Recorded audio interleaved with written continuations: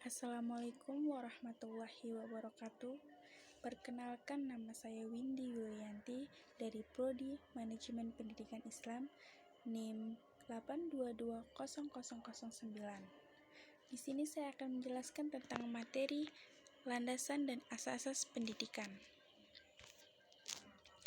Landasan asas-asas pendidikan memiliki pengertian, yaitu pendidikan sebagai usaha sadar yang sistematik, selalu bertolak dari sejumlah landasan serta pengindahan sejumlah asas-asas tertentu. Landasan dan asas tersebut sangat penting karena pendidikan merupakan pilar utama terhadap perkembangan manusia dan masyarakat bangsa tertentu. Yang pertama adalah landasan filosofis, sosiologis, dan kultural, memegang peranan penting dalam menentukan tujuan pendidikan. Yang kedua adalah landasan ilmiah dan teknologi, serta psikologi akan mendorong pendidikan untuk menjemput masa depan. Landasan pendidikan. Yang pertama adalah landasan filosofis. Landasan filosofis bersumber dari pandangan dalam filsafat pendidikan, menyangkut keyakinan terhadap hakikat manusia, keyakinan tentang sumber nilai, hakikat pengetahuan, dan kehidupan yang lebih baik dijalankan. Pada pasal 2 Undang-Undang RI Nomor 2 Tahun 1989 menetapkan bahwa pendidikan nasional berdasarkan Pancasila dan Undang-Undang 1945. Dan juga ada ketetapan MPR RI Nomor 2 MPR 1978 tentang P4 menegaskan pula bahwa Pancasila adalah jiwa seluruh rakyat Indonesia, kepribadian bangsa Indonesia, pandangan hidup bangsa Indonesia, dan dasar negara Indonesia. Adapun landasan filosofis yang dikenal ada 4. Yang pertama adalah landasan esensialisme, yaitu aliran pendidikan yang mengutamakan pelajaran teoretik atau liberal arts atau bahan ajar esensial. Contohnya seperti orang tua menerapkan kedisiplinan terhadap anaknya. Yang kedua ada perennialisme, aliran pendidikan yang mengutamakan bahan ajaran konstan atau perennial, yakni kebenaran, keindahan, cinta kepada kebaikan universal. Contohnya seperti berdirinya sekolah-sekolah berbasis agama seperti Muhammadiyah, sekolah Kristen, dan pondok pesantren. Nah, yang ketiga ada pragmatisme dan progresisme, yaitu aliran filsafat yang memandang segala sesuatu dari nilai kegunaan praktis di bidang pendidikan.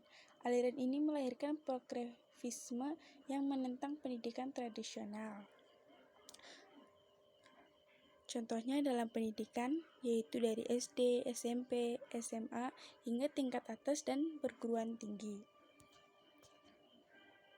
Yang keempat, ada rekonstruksionisme, yaitu pendidikan menempatkan sekolah atau lembaga pendidikan sebagai pelopor perubahan masyarakat.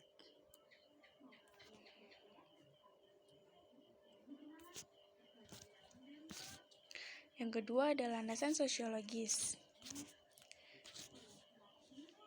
Dasar sosiologis berkenaan dengan perkembangan, kebutuhan, dan karakteristik masyarakat. Sosiologi pendidikan merupakan analisis ilmiah tentang proses sosial dan pola-pola interaksi sosial di dalam sistem pendidikan.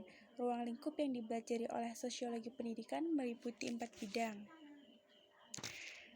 Yaitu yang pertama ada hubungan sistem pendidikan dengan aspek masyarakat. Yang kedua, hubungan kemanusiaan. Yang ketiga, pengaruh sekolah pada perilaku anggotanya. Dan yang keempat, sekolah dalam komunitas yang mempelajari pola interaksi antara sekolah dengan sekelompok sosial lain di dalam komunitasnya. Nah, masyarakat Indonesia sebagai landasan sosiologi sistem pendidikan nasional. Perkembangan masyarakat Indonesia dari masa ke masa telah mempengaruhi sistem pendidikan nasional. Hal tersebut sangatlah wajar mengingat kebutuhan akan pendidikan semakin meningkat dan kompleks. Berbagai upaya pemerintah telah dilakukan untuk menyesuaikan pendidikan dengan perkembangan masyarakat, terutama dalam hal menumbuh kembangkan Kebinekaan Tunggal Ikaan, baik melalui kegiatan jalur sekolah, umpamanya dengan pelajaran PPKN, sejarah perjuangan bangsa, dan muatan lokal, maupun jalur pendidikan luar sekolah.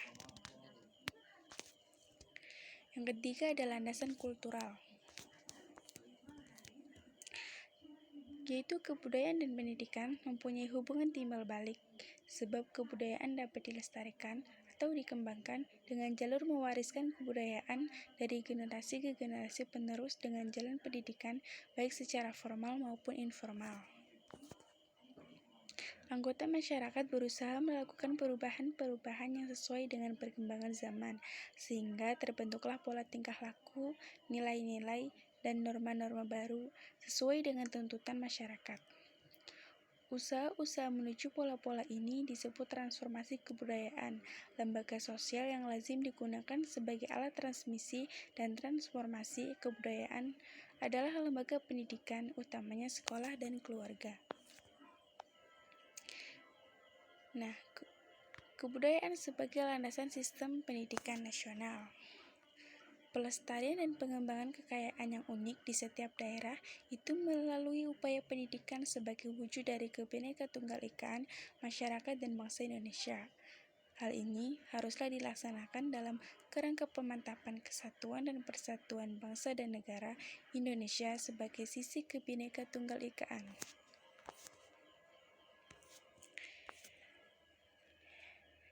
Yang keempat, landasan psikologis. Dasar psikologis berkaitan dengan prinsip-prinsip belajar dan perkembangan anak, pemahaman terhadap peserta didik, utamanya yang berkaitan dengan aspek kejiwaan, merupakan salah satu kunci keberhasilan pendidikan. Oleh karena itu, hasil kajian dan penemuan psikologis sangat diperlukan penerapannya dalam bidang pendidikan. Sebagai implikasinya, pendidik tidak mungkin memperlakukan sama kepada setiap peserta didik, sekalipun mereka memiliki kesamaan. Penyusunan kurikulum perlu berhati-hati dalam menentukan jenjang pengalaman belajar yang akan dijadikan garis-garis besar pengajaran serta tingkat kerincian bahan belajar yang digariskan.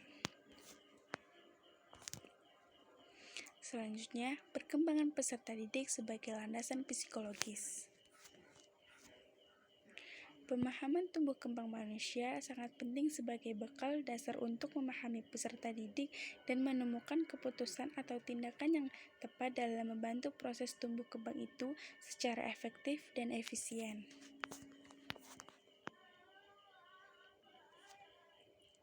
Nah, yang kelima, landasan ilmiah dan teknologis.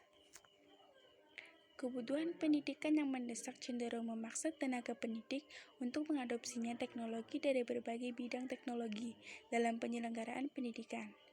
Pendidikan yang berkaitan erat dengan proses penyaluran pengetahuan haruslah mendapat perhatian yang profesional dalam bahan ajaran. Dengan demikian, pendidikan bukan hanya berperan dalam pewarisan iptek, tetapi juga ikut menyiapkan manusia yang sadar iptek dan calon pakar iptek itu.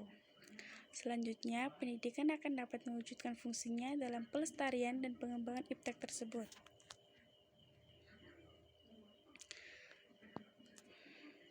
Perkembangan iptek sebagai landasan ilmiah. Iptek merupakan salah satu hasil pemikiran manusia untuk mencapai kehidupan yang lebih baik, yang dimulai pada permulaan kehidupan manusia.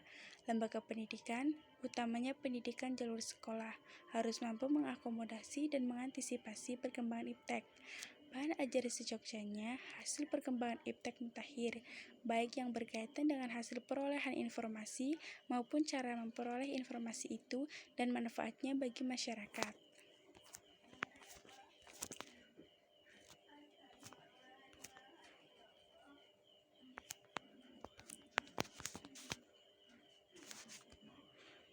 Selanjutnya ada asas pendidikan. Asas pendidikan merupakan sesuatu kebenaran yang menjadi dasar atau tumpuan berpikir, baik pada tahap perancangan maupun pelaksanaan pendidikan.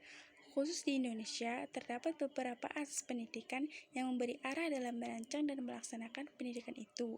Ada 3 asas pendidikan di Indonesia.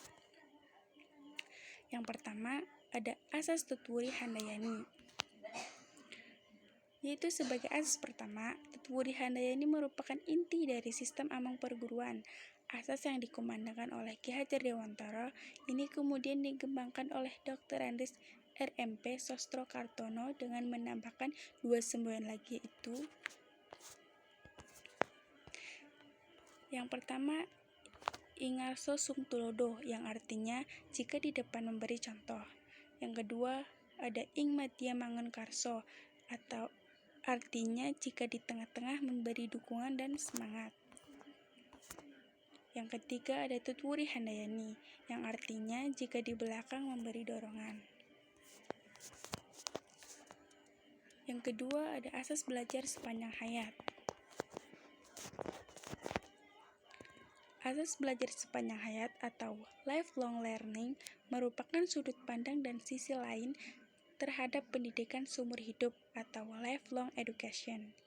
Kurikulum yang dapat merancang dan diimplementasikan dengan memperhatikan 2 dimensi, yaitu yang pertama ada dimensi vertikal dari kurikulum sekolah meliputi keterkaitan dan kesinambungan antar tingkatan persekolahan dan keterkaitan dengan kehidupan peserta didik di masa depan. Yang kedua ada dimensi horizontal dari kurikulum sekolah, yaitu keterkaitan antara pengalaman belajar di sekolah dengan pengalaman di luar sekolah. Yang ketiga ada asas kemandirian dalam belajar. Dalam kegiatan belajar mengajar, sedini mungkin dikembangkan kemandirian dalam belajar itu dengan menghindari campur tangan guru. Namun, guru selalu siap untuk ulur tangan bila diperlukan. Perwujudan asas kemandirian dalam belajar akan menempatkan guru dalam peran utama sebagai fasilitator dan motivator. Salah satu pendekatan yang memberikan peluang dalam melatih kemandirian belajar peserta didik. Hanya itu yang bisa saya sampaikan. Kurang lebihnya mohon maaf bila ada kata-kata yang kurang dipahami. Sekian, terima kasih. Wassalamualaikum warahmatullahi wabarakatuh.